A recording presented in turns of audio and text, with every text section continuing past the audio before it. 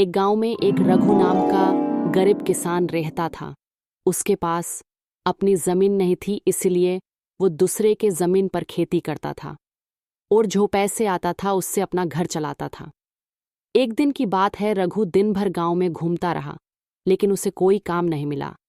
रघु शाम को निराश होकर अपने घर आया तो उसकी पत्नी ने पूछा, क्या हुआ नितेश के पापा आज बहुत निराश हैं?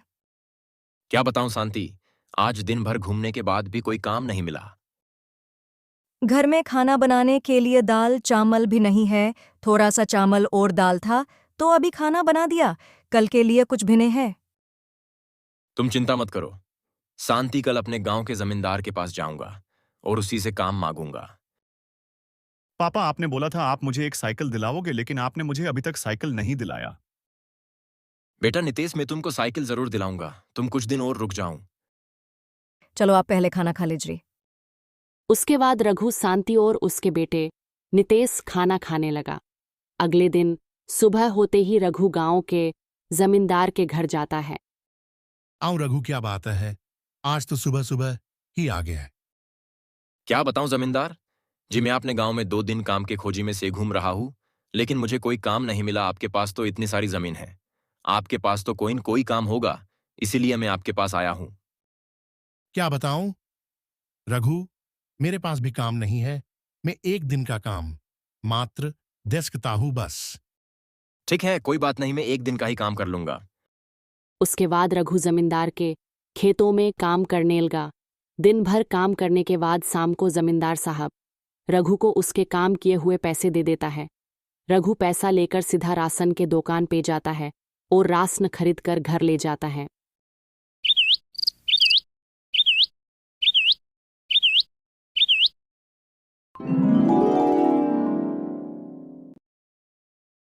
शांति, ये लो राशन का सामान, और जल्दी से खाना बनाओ। बहुत जोर से आज भूख लगी है, तुम जल्दी से जाकर खाना बनाओ। आप नहा धो के आप फ्रेश हो जाओ, मैं खाना बनाती हूँ।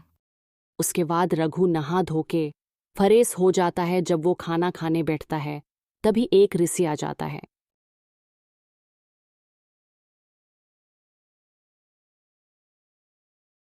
वो बालक कोई है घर पे? ऋषि की आवाज सुनकर रघु और शांति घर से बाहर आ जाता है। बालक, मुझे भोजन करा दो, मैं 2 दिन से भूखा हूँ। साधु बाबा, मैं तो खुद एक गरीब इंसान हूं, मैं आपको क्या खिला सकता हूं साधु बाबा। मैं अपने घर से खाली पेट नहीं जाने दूंगा साधु बाबा। चलो बाबा, मैं आपको अपने हिस्से का भोजन खिलाता हूँ। उसके बाद शांति अपने हिस्से का भोजन साधु बाबा को खिला देता है और वो खाली पेट ही सो जाता है। साधु बाबा भी रघु के घर में ही सो जाता है। अगले दिन सुबह होते ही, बालक, तुम लोगों ने मुझे भोजन खिलाया, मैं बहुत खुश हुआ, इसीलिए मैं तुम लोगों को एक जादुई अंगूठी देता। तू ईश अंगूठी से तुम जो मांगोगे वो मिल जाएगा। या बोलकर साधु बाबा चले गए। शांति, यह सच में ही जादुई अंगूठी है क्या? क्या पता, हो भी सकता है। चलो ईश अंगूठी से कुछ मांग कर देखता हूँ, अभी पता चल जाएगा। हे जादुई अंगूठी, चामल निकाल। अरे वाह, यह तो सच में ही जादुई अंगूठी है। अब तो अपने बेटे नितेश के लिए साइकिल भी मांग सकते हैं।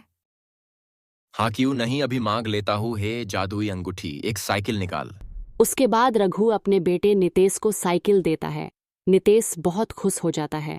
उसके बाद रघु और उसकी परिवार खुशी खुशी अपना जीवन बिताता है और गरीब लोगों को मदद करता है।